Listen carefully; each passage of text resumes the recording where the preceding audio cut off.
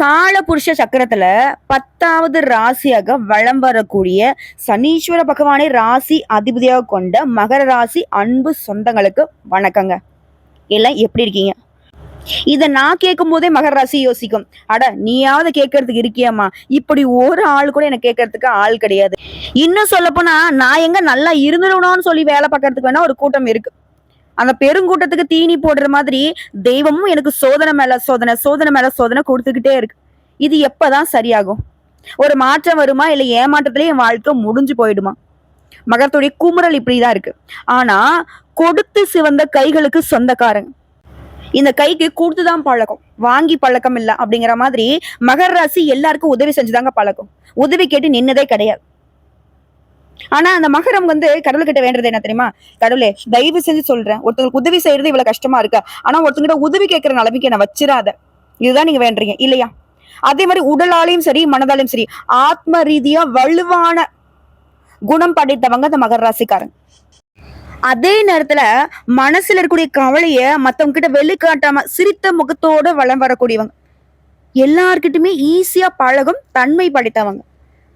மகரம் அப்படின்னாவே மற்றவங்களுக்குலாம் இந்த கசப்பு காயை சாப்பிட்ட மாதிரி காரணம் கேட்ட உண்மையை உரைக்க பேசுவாங்க.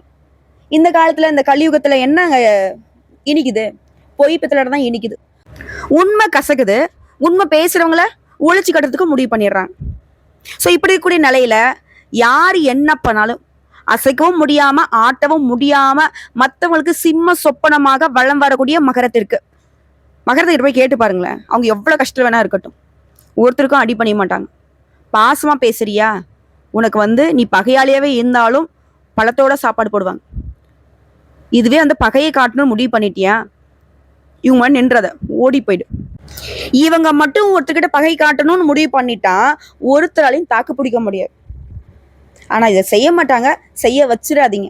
இதை மகர ராசிகள்ல யாரெல்லாம் கீழே எடை போட்டு வச்சிருக்கீங்களோ அவங்களுக்கு சென்ட் பண்ணி விடுங்க, பார்த்து சாகட்டும். அடடா நீ என்னம்மா மகர ராசிக்கு சப்போர்ட் பண்ற மாதிரி இருந்துக்கிட்டு ஒரு மாதிரி தப்பா பேசுறீங்க? ஜோதிடத்தை பேசுறப்போ இந்த மாதிரிலாம் பேசக்கூடாது. இது என்னுடைய மனசுல நான் பேச கிடையாதுங்க. மகர ராசிக்காருடைய குணாதிசயங்களை வச்சு நான் சொல்லிக்கிட்டு இருக்கேன். தப்பா இருந்தா மன்னிச்சுக்கோங்க. ஆனா மகரத்துடைய குமுறல் இதுவாதான் இருக்கு. உங்களுக்குலாம் ஒரு நாள் இருக்கு அப்படிங்கிற மாதிரி மனசளவுல நினைக்கிறோம், ஆனா செயல்படுத்துறது இல்லை. செயல்படுத்த ஆரம்பிச்சுன்னா நீ அந்த ஒரு நாள் கூட தாக்கு பிடிக்க மாட்டேன்.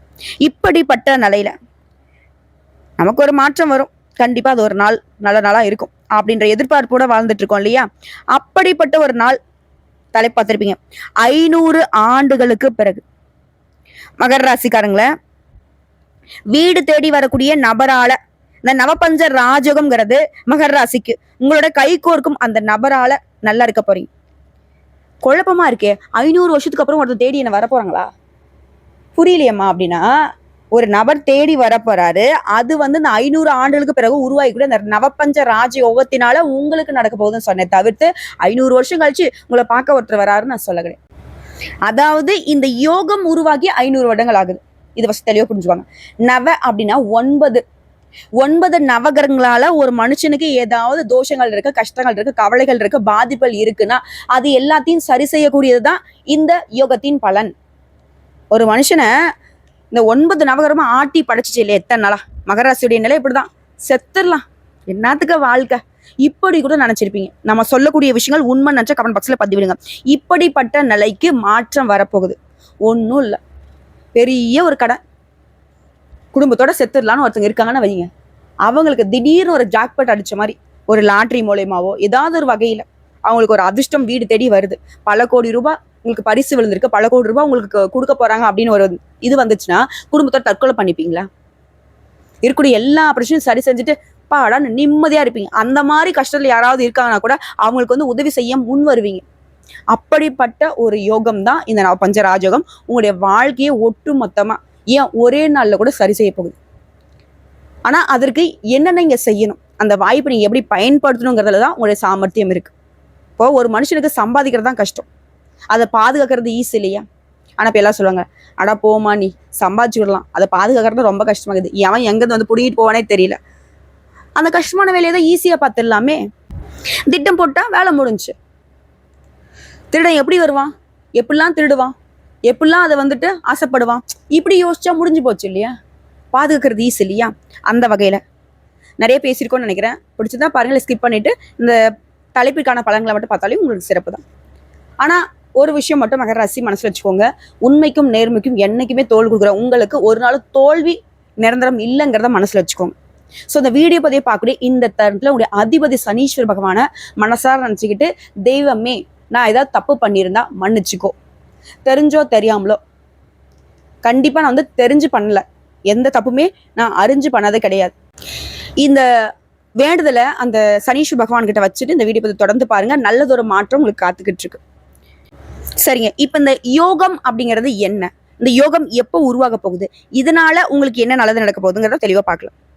இந்த 500 ஆண்டுன்னு சொன்ன உடனே எல்லாரும் வந்து அப்படியே 500 வருஷத்துக்கு அப்புறம் ஒன்று நடக்க போகுதா, ஏமா உனக்கு ஜோசியம் தெரியல, நீ ஏதோ ஒன்று உளறிட்டு போயிட்டு இருக்க, இப்படிலாம் ஒரு சிலர் பேசுறீங்க. அது நான் பெருசா வந்து எடுத்துக்கல. சரிங்களா? எல்லாரும் சொல்ற மாதிரி நம்ம கிடையாதுங்க.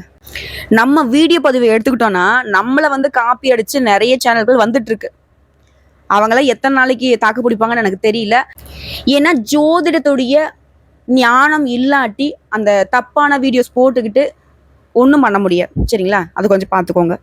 இந்த 500 ஆண்டுகளுக்கு பிறகுன்னு சொல்றேன்னா, ராகு குரு இந்த 2 கிரகங்கள், ஓகேங்களா, நான் நிறைய பதிவில் சொல்லியிருக்கேன், நமக்கு நடக்கக்கூடிய நல்லதுக்கும் கெட்டதுக்கும் நவகிரகங்கள் தான் பொறுப்புன்னு சொல்லிட்டு, அந்த நவகிரகங்களால உங்களுக்கு பாதிப்பு இருந்தாலும் இந்த யோகம் உங்களுக்கு பாதுகாப்பு கொடுக்கும், பலன் கொடுக்குங்கிறத உணர்த்தி தான் இந்த வீடியோ பதிவு ஸ்டார்ட் ஆகுது. நவபஞ்ச ராஜயோகத்தை ராகுவும் குருவும் செய்யறாங்க. ராகு பகவானை பொறுத்த வரைக்கும் பாம்பு கிரகம், அசுப கிரகம், கெட்டது மட்டும் செய்வாருங்கிறது நம்மளுடைய மனசுல வச்சிருக்கக்கூடிய ஒரு எண்ணம். குருவை பொறுத்த வரைக்கும் அப்படியே ஆப்போசிட்டா நல்லது மட்டுமே செய்வாருங்கிறது இன்னொரு குணம். இப்ப இந்த 2 கிரகங்களுடைய அமைப்பு தான் உங்களுக்கு அதிர்ஷ்டத்துடைய கதவை திறந்து வைக்க போகுது. வேத ஜோதிடப்படி ஒரு குறிப்பிட்ட கால இடைவெளியில ராசியை மாற்றக்கூடிய கிரகங்களுடைய அமைப்பை பொறுத்து சுபயோகம் உருவாகும், ராஜயோகம் உருவாகும். ஆனா இப்போ உருவாகிக்கூடிய இந்த நவபஞ்ச யோகம்ங்கிறது 500 வருஷத்துக்கு அப்புறம் தாங்க இப்படி ஒரு உருவாக்கமே ஆகியிருக்கு. புரியுதுங்களா? இப்போ மனுஷனுடைய வாழ்க்கையில இது வந்து நல்லதையும் செய்யும், கெட்டதையும் செய்யும். ஆனா இந்த யோகம்ங்கிறது ஒட்டு மொத்தமா எல்லா ராசிகளுக்குமே நல்லதா செய்யும். அந்த வகையில மகர ராசிகளுமே அதிர்ஷ்டத்தை அனுபவிக்க போறீங்க. முதல்ல வந்து நிழல் கிரகமான ராகு பகவானுடைய அமைப்பு தாங்க உங்களுக்கு இந்த யோகத்தினுடைய ஆரம்பம். 2025ஆம் ஆண்டுல மே மாதம் 18ஆம் தேதி மீன ராசியிலிருந்து கும்ப ராசிக்கு, அதாவது ராகு பகவானை பொறுத்தவரைக்கும் பின்னோக்கி நகரக்கூடியவர்.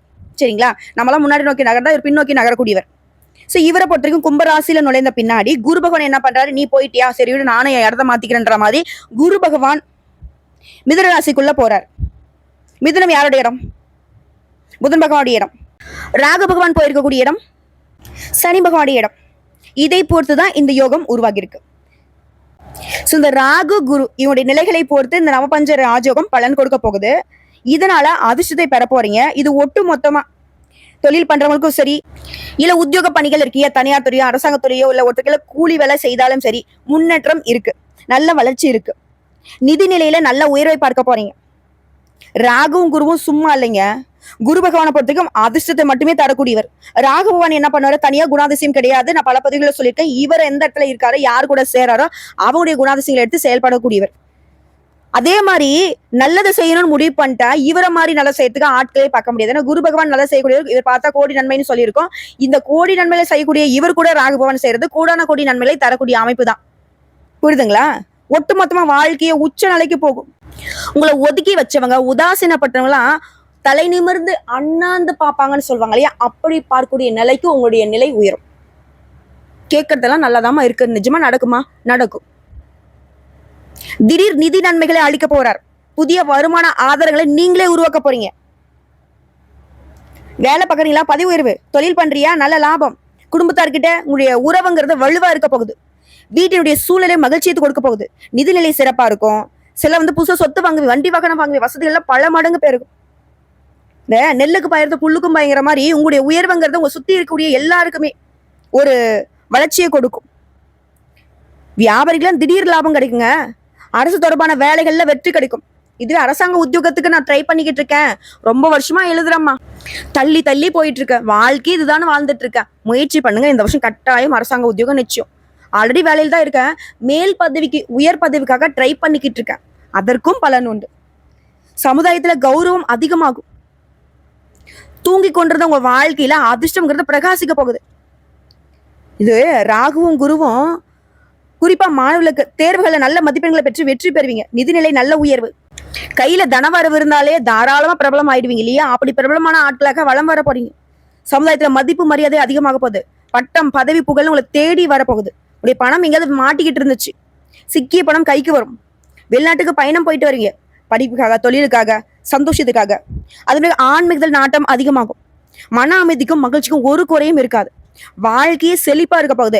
வேலையிலும் சரி, வணிகத்திலும் சரி, எல்லாத்துலயுமே உயர்வு. வேலை தேடிக்கிட்டு இருக்கீங்க ரொம்ப நாளா, இப்போ நல்ல வேலை கிடைக்கும்.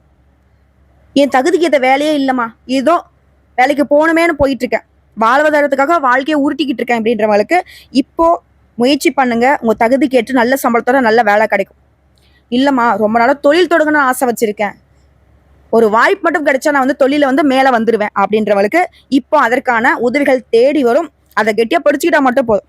உடைய எண்ணங்கள் எல்லாமே இப்போ சாதகமா நிறைவேறக்கூடிய காலம்னு சொல்லும். அதே போல ஆன்லைன்ல பிசினஸ் பண்ணிட்டு இருக்கீங்க, பங்கு வர்த்தகம் பண்றீங்க, அந்த பங்கு சந்தையை நம்பி தொழில் நடத்திட்டு இருக்கீங்க அப்படின்னா பழைய முதலீடுல இருந்து கூட இப்ப லாபம் கிடைக்கும். அப்ப இப்ப நீங்க முதலீடு பண்ணாக்க எந்த அளவுக்கு சாதகம்னு முடிவு பண்ணிக்கும். அதே மாதிரி வேலை தொடர்பா குறுகிய தூர பயணமோ இல்ல நீண்ட தூர பயணம் போயிட்டு இருக்கு, அந்த பயணங்கள் கூட உங்களுக்கு பண ஆதாயங்களை கொடுக்கும். ஆனாடா கேட்கவே ரொம்ப நல்லா இருக்கேம்மா, இன்னும் கொஞ்சம் தெளிவா சொல்ல அப்படின்றவங்களுக்கு அதுக்கு முன்னாடி ஒரு விஷயம் சொல்லிடுறேன். தலை பார்த்துட்டு யார் அந்த நபர் எங்க வீடு தேடி வர போறாரு அப்படின்லாம் ஒரு சில கமெண்ட் பண்றீங்க. யாரும் இல்லைங்க, குரு தான். குரு பகவான் ராகு பகவான் கூட போய் கை கோர்த்து உங்களுக்கு கை கொடுக்கிறார். இதுதான் அந்த நபர். சரிங்க, அதாவது எப்பவுமே போராட்ட குணம் கொண்டவங்க. நீங்க நினைச்சதை சாதிக்கிற வரைக்கும் தூங்க மாட்டீங்க இல்லையா? கடுமையா உழைப்பீங்க. இது நம்மளை முன்ன கொண்டு வந்துரும்னு நினைக்கக்கூடிய உங்களுக்கு அந்த ஆழமான நம்பிக்கைக்கு இப்போ பலன் கிடைக்க போகுது. எடுக்க வேலைய மின்னல் மாதிரி செஞ்சு முடிப்பீங்க. இந்த குரு பயிற்சி உங்களை அப்படி வேலை பார்க்க வைக்குது. இந்த ராகு பகவான் குருவோட சேர்ந்து வாமா மின்னலுங்கிற மாதிரி எல்லாத்துலயுமே சாதிக்க போறீங்க. குடும்பத்துல எப்ப பார்த்தாலும் சண்டை சச்சரவு வாக்குவாதம் இப்படியே இருந்துகிட்டு இருந்துச்சு இல்லையா? ஒரே வீட்டுக்குள்ள ஒட்டு உறவு இல்லாம பிரிஞ்சு இருந்திருப்பீங்க. அந்த நிலை மாறுது. வீட்டுல மகிழ்ச்சி தங்கும். பிள்ளைகளே இல்லையே அப்படின்னு ஏங்கி தவித்த தம்பதிகளுக்கு கண்ணுக்கு அழகான குழந்தை பிறக்கும். படுத்த படிக்கா இருந்த தாய் தகப்பன்லாம் இப்போ எழுந்து நடமாட ஆரம்பிப்பாங்க. நண்பர்கள் உறவுக்காரங்களாம் வழிய பேசுவாங்க. இத்தனை ஒதுக்கி வச்சிருப்பாங்க. அதே மாதிரி கல்யாண நிகழ்ச்சிகளை ஒதுக்கப்பட்டிருந்தீங்களா, இனி முதல் மரியாதை உங்களுக்கு கிடைக்கும். சொல்ல போனா உங்களுடைய ஸ்டைலை பார்த்து, உங்களுடைய அணுகுமுறையை பார்த்து மற்றவங்களாம் ரசிக்க போறாங்க. குலதெய்வ கோயிலுக்கு நீங்க செய்ய வேண்டிய நேர்த்தி கடனை இப்ப செலுத்துவீங்க. செய்யணும்னு தெய்வ குத்தம் ஆயிடுன்னு செய்ய முடியாம தடைப்பட்டுட்டே வந்துச்சு இல்லையா? அந்த நேர்த்தி கடனை மனசார குடும்பத்தோட போய் செஞ்சுட்டு வருவீங்க. நிறைவா இருக்கும். குலதெய்வத்துடைய அருள் பரிபூர்ணமா கிடைக்க போகுது. அதே மாதிரி பூர்வீக சொத்துக்கள்ல இருந்த பிரச்சனைகள் தீர போகுது. பாக பிரிவினை சுமூகமா இருக்க போகுது. உங்களுடைய முகம் மலருங்க. இந்த நேரத்துல உறவுக்காரர்களுமே உங்களுக்கு ஆதாயம் ஏற்பட போகுது. அதிகார பதவியில இருக்கவங்க உங்களுக்கு உதவி செய்வாங்க. எல்லாத்துக்கும் மேல மூத்த உடன்பிறப்புகள் இருக்காங்க இல்லையா, அவங்க கிட்ட உங்களுக்கு இருந்து வந்த பனி போர் நீங்க பாச மழையே பொழிவாங்க. இனிமேல் இழுபறியான கோர்ட்டு கேஸ் வழக்கெல்லாம் உங்களுக்கு சாதகமான தீர்ப்பு கிடைக்கும். இத்தனை நாளா கனவு தொல்லை, தூக்கம் இல்லாம தவிச்சுக்கிட்டு இருந்த உங்களுக்கு அந்த கனவு தொல்லை என்ன தெரியுமா? அப்படி நடந்துருமோ இப்படி நடந்துருமோ இப்படி பயமுறுத்திட்டே இருந்துச்சு. அது எல்லாமே சரியாது. நிம்மதியான உறக்கம் இருக்கும். கனவுன்னு ஒண்ணு வந்தா அது நீங்க ரொம்ப உற்சாகமா இருக்கிற மாதிரி தான் இருக்கும். அதே போல உங்களுடைய வாழ்க்கை துணைக்கு பட்டுப்புடம் வாங்கி கொடுக்கறது என்ன, தங்க நகை வாங்குறது என்ன, அவங்க பேர்ல சொத்து வாங்குறது என்ன, இப்படி சந்தோஷம் கரை பொருள போகுது வீட்டுல.